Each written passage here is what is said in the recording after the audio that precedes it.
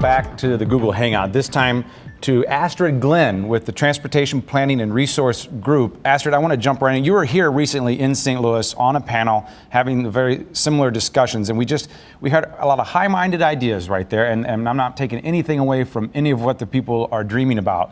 But how do you pay for that? How do you get people to pay for that? Well, you pay for it through a combination of resources and partners, and partnerships are very important in this field. You need a federal partner, you need a state partner, you need a local regional partner, and you also need the private sector. And if you want to build a transit system, you can, but it takes sustained effort and sustained commitment. So how do you convince, what's the sell to people? You mentioned public-private partnership, but on the public side, what's in it for those who don't have the same attraction to the topic we're talking about tonight? Well, several things. First of all, it is, as somebody said, a great economic development tool. If you want to attract the type of industry that is the forward part of our economy, the innovation economy, you want a transit system to keep those workers happy. They do not want to drive an hour to work. That's not going to bring them to your workplace. So it is a recruitment device. Secondly, it's, as somebody said, it's a way to save money. If you can have one car in a family instead of two, if you can sometimes leave your car at home, you can save money and choose to spend that money on something else. It gives you greater disposable income.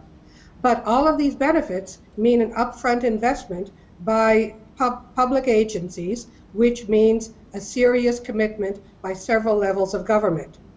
On Twitter, people are talking about those levels of government. They're agreeing with what you're saying in that the people you want to attract, the millennials, want to ride what we're talking about tonight, but they are not the ones making the decisions.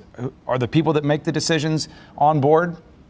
Well, amazingly, to a large extent, they are. Certainly, the Obama administration has been extraordinarily supportive of public transit.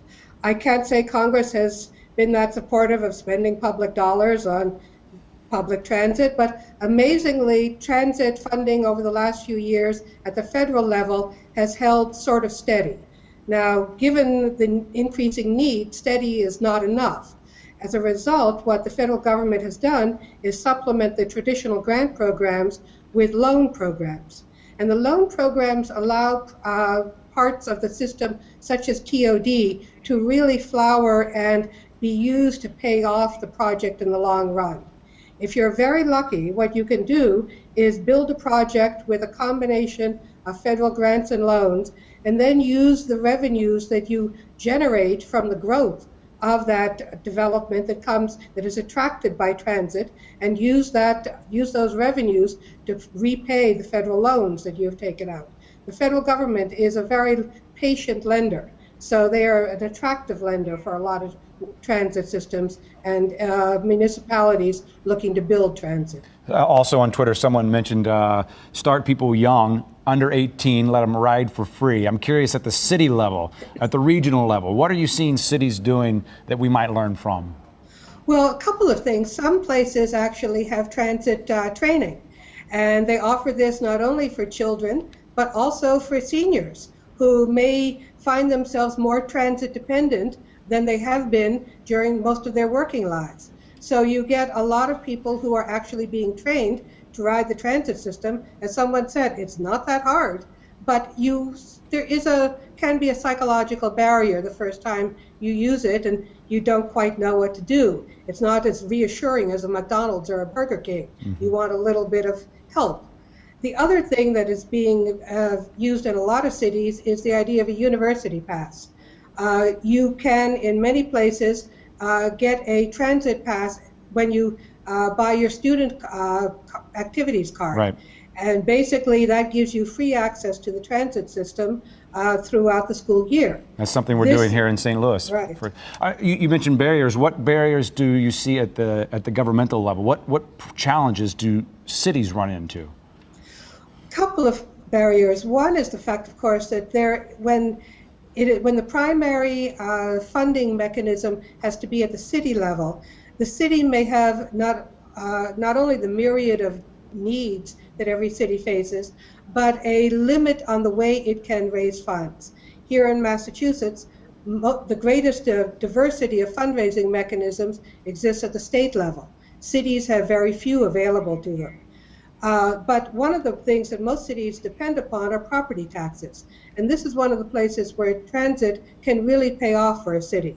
Because when you have transit in an area, property tends to hold its value and increase its value far more than it would if there were no transit.